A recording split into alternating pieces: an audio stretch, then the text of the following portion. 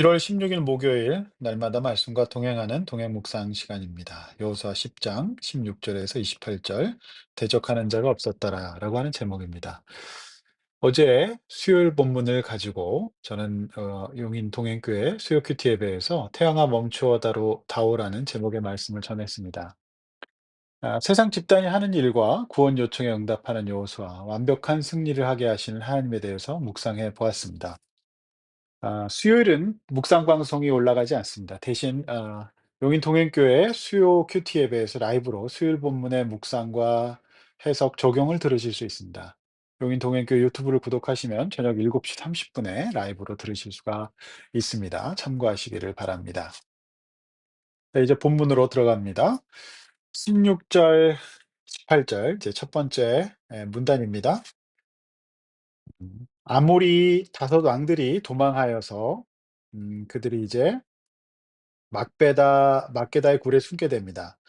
어떤 사람이 여호수아의 고하되 이르되 막게다 굴에 다섯 왕들이 숨은 것을 발견하게 됩니다. 어 이스라엘 사람들의 정보력은 모르는 게 없습니다. 바로 보고가 되죠. 그래서 세계 최고의 정보 기관을 이스라엘의 모사드라고 하죠. 18절 여호수아는 굴에 꽁꽁 숨어 있는 그들을 간단히 감금하고 남은 전쟁을 이제 치르게 되는 것이죠. 자, 오늘 이 첫 번째 문단에 교훈이 있습니다. 자, 하나님이 아닌 자신을 지켜줄 것만 같은 요새가 우리 각자에게 있습니다. 돈과 명예, 성공, 출세 같은 것들일 수 있고요. 저는 상담실에서 상담하고 또 교회를 목회하는 일들을 하다 보면 하나님이 없는 요새들을 오히려 믿고 의지하다가 외통수가 되어서 결국 깊은 우울과 좌절 가운데 빠져서 죽음까지도 생각하시는 분들도 보게 됩니다. 우리 조금 더 이 묵상을 확장시켜 봅시다. 또 우리 안에 있는 이런 굴들 뭐가 있을까요? 저는 먼저 사람을 이야기 또 하고 싶어요. 하나님보다 사람이 먼저 의지의 대상이 될 때 오히려 그 사람에게 나의 시간과 재산과 건강의 발목을 잡히는 경우도 많습니다. 친구 따라 강남 가기도 하지만 친구 따라 지옥 가는 경우도 있습니다. 또 즐거움과 쾌락도 마찬가지라고 봅니다. 그것은 의지의 대상이 됩니다.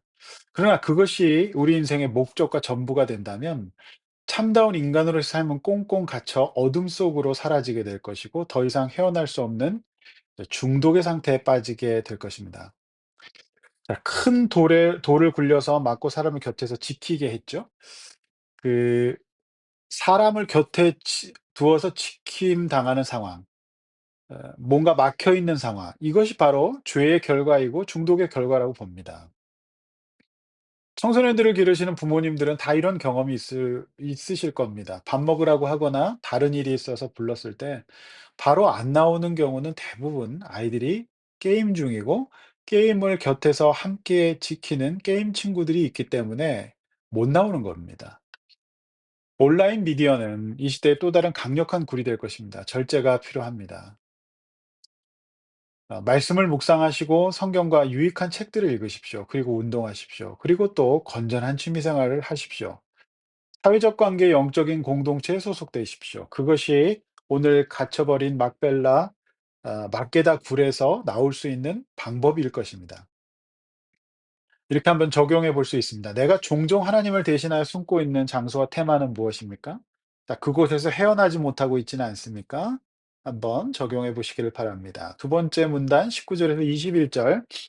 너희는 지체하지 말고 너희 대적의 뒤를 따라가서 후군을 쳐서 그들이 자기 성읍에 들어가지 못하게 하라. 너희는 하나님 여호와께서 그들을 너희 손에 넘겨주셨다고 합니다. 왕들이 갇혀 있기 때문에 이제 승기는 이스라엘에게 있습니다. 20절 여호수아와 이스라엘은 그들을 심판하죠. 21절 그리고 다시 진영으로 돌아와 이제 평안히 쉬게 되고요. 그리고 여호수아에게 이르렀더니 혀를 놀려 이스라엘 자손을 대적하는 자가 없었다라고 기록되어 있습니다.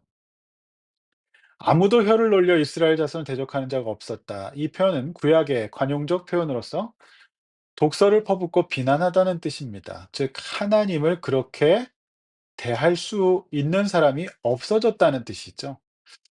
여러분 이 전쟁은 헤렘이라고 하는 전쟁입니다. 헤렘이라고 하는 것의 이 개념을 조금 아셔야 될 텐데요. 거룩한 하나님의 전쟁을 뜻합니다. 그러므로 이 헤렘 전쟁에서 인간이 할 수 있는 것은 없습니다. 그래서 이 전쟁의 결과는 하나님께 돌려줘야 됩니다. 어 제가 이제 어제 창틀에 생긴 곰팡이를 제거했습니다. 밖의 온도는 낮고 실내 온도는 높을 때 생기는 겨울철 현상이지요. 강한 화학 제품을 써서 없애야 합니다. 해렘은 이렇게 설명할 수 있습니다. 정확히 암 수술입니다. 이 세상 그 어느 의사가 환자의 생명을 빼앗아가는 암세포를 수술해서 남겨두는 경우가 있겠습니까? 힘든 일이지만 생명을 지키기 위해서는 썩어가는 다리를 잘라야 하는 경우도 이런 경우입니다. 즉, 하나님 앞에서 영적, 육적 생명을 유지하기 위한 필수적인 조치가 헤렘입니다.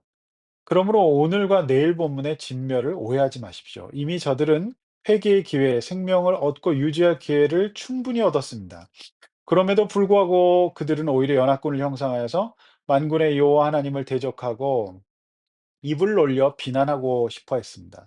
그러니 어찌 심판받지 않을 수가 있겠습니까? 이 두 번째 문단에서 주목하시고 묵상하셔야 될 중요한 말씀은 여호와께서 넘겨주셨다는 19절의 말씀과 혀를 놀려 자손을 대적하는 자가 없다는 그런 말씀입니다. 이 전쟁은 이스라엘의 광란의 살인이 아닙니다. 하나님의 뜻에 의한 진멸이었습니다. 생명 유지에는 이처럼 단호한 원칙들이 있어야 되고 그래야 모두가 삽니다. 독약을, 위험한 물질들을, 물건들을 아이들 손에 닿지 않는 곳에 놓아야 하는 것과 마찬가지입니다. 우리는 지난 팬데믹 시절에 이러한 단호함들을 경험했습니다. 그렇지 않았다면은 감염이 더 확산되어서 걷잡을 수 없었을 겁니다. 결국 대한민국은 선진국들도 부러워할 이 K 방역이라고 하는 이 방역을 했습니다. 마찬가지로 이런 어떤 과정이 있어야 누구도 하나님을 대적하지 못하고 살아갈 수가 있는 것이죠. 이렇게 한번 적용해 보십시오. 하나님께서 말씀하신 것들을 단호하게 수행하고 있습니까?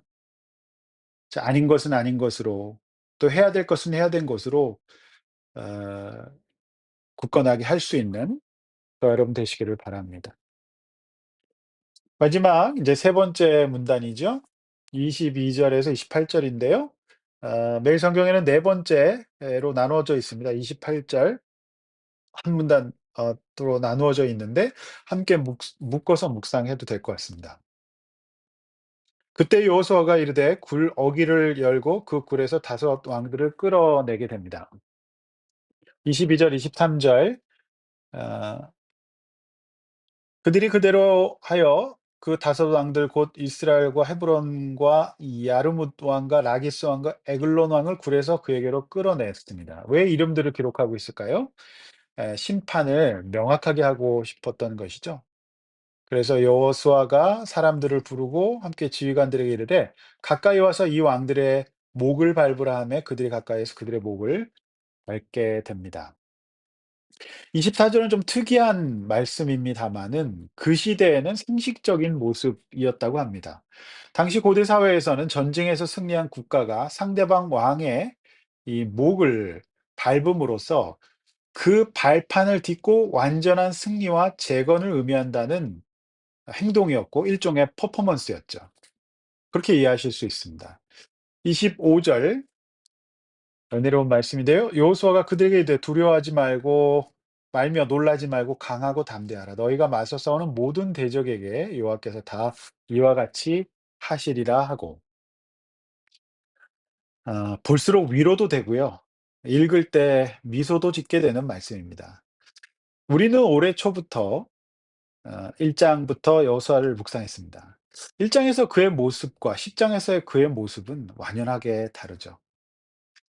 저와 여러분도 위로받던 자에서 누군가를 위로하는 사람이 될 것입니다. 자, 그러려면 어떻게 해야 됩니까? 하나님의 뜻에 합당한 전쟁 같은 삶에서 말씀 하나 붙잡고 승리를 경험하는 수밖에 없습니다. "나는 안 돼. 나는 못 해. 내가 감히 어떻게 그 일을 해."라고 하지 마십시오. 아무 일도 하지 않으면 아무 일도 일어나지 않습니다. 우리가 신앙생활하면서 때로는 부담스럽고 어려운 일들도 해야 됩니다. 누군가의 영적 싸움에 동참해야 되고 섬겨야 될 때도 있습니다. 그러나 여러분, 그 일을 통해서 최대 수혜는 여호수아가 받았듯이 저와 여러분 각자가 받게 될 것입니다. 성장하게 될 것입니다. 이거는 영적 싸움을 해본 사람만 알 수 있어요. 하나님이 얼마나 크신 분이고 위대하신 분이고 그 하나님의 역사에 동참하는 인생, 하나님의 도구가 되는 삶이 얼마나 보람되고 기쁜지, 나도 성장하고 다른 사람도 성장하여서 대적들을 물리칠 수 있는 힘을 얻게 되는 거. 이것이 바로 여호수아가 가졌던 경험, 또 저와 여러분들이 가져야 될 경험입니다. 25절 말씀 잊지 마십시오. 흐뭇한 말씀이라고 생각합니다. 26절 여호수아는 적장들을 다섯 나무에 달고 모든 대적도 이렇게 할 것이다라고 말합니다. 오해하지 마셔야 될 것은 이 나무는 예수님의 십자가 같은 그런 것이 아닙니다. 처형 방식이 아니라 이미 죽여서 매달므로써 적장들의 시체를 처리하는 방식으로서 오가는 사람들에게 경고의 의미를 담은 일종의 정치적 행위였습니다. 28절 이스라엘 백성과 여호수아는 나머지 전쟁에서도 완벽한 승리를 이제 에, 얻게 됩니다. 이것이 오늘 본문의 내용이었습니다. 여러분 이 세 번째 28절까지 말씀에서 이런 적용을 해볼 수 있습니다. 나도 여호수아처럼 처음에는 연약하고 겁이 많았지만 하나님 앞에서 말씀 붙잡고 승리하고 그대로 행하면서 누군가를 위로하는 사람으로서 강한 사람으로서 성장하고 있습니까? 이 성장은 순종하고 영적 싸움을 싸우고 하나님 말씀을 적용하는 사람이 얻을 수 있는 축복인 것입니다. 기도하겠습니다. 하나님 아버지 감사합니다. 오늘도 목요일 한 주의 이제 중간을 보내고 있습니다. 아버지 남은 한 주간도 하나님 말씀 꼭 붙들고 여호수아처럼 순종하고 또 적용하여서 성장하는 사람 되게 하여 주시옵소서. 아무도 나를 대적하는 자가 없을 것이다. 나의 대적이 이렇게 많은 것은 내가 이 영적 싸움에서 늘 물러나고 어디 숨으려고 했기 때문임을 고백합니다. 주님 앞에서 정확하게 이제 우리의 입장을 정하고 영적 싸움에 동참할 수 있도록 인도하여 주셔서 나도 성장하고 남도 성장하고 그렇게 행복하고 기쁜 삶 살 수 있도록 도와주시옵소서. 오늘 잠자리에 들 때까지 우리 모든 성도님들의 삶을 지켜주시고 이 마음속에서 오늘 말씀 꼭 붙들고 무엇을 하든지 어디에 있든지 기억하며 잊지 않게 하여 주시옵소서. 예수님의 이름으로 기도함나이다. 아멘.